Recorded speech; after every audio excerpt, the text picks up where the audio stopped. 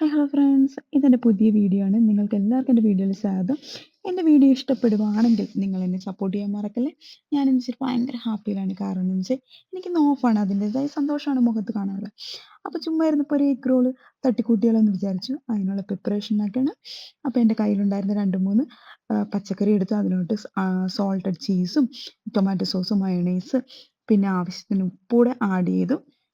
പിന്നെ നമുക്ക് കുരുമുളക് പൊടി ചേർക്കാം. കുരുമുളക് പൊടി ചേർത്ത ശേഷം അത് നമ്മളങ്ങോട്ട് മിക്സ് ചെയ്ത ശേഷം മാറ്റി വെക്കണം.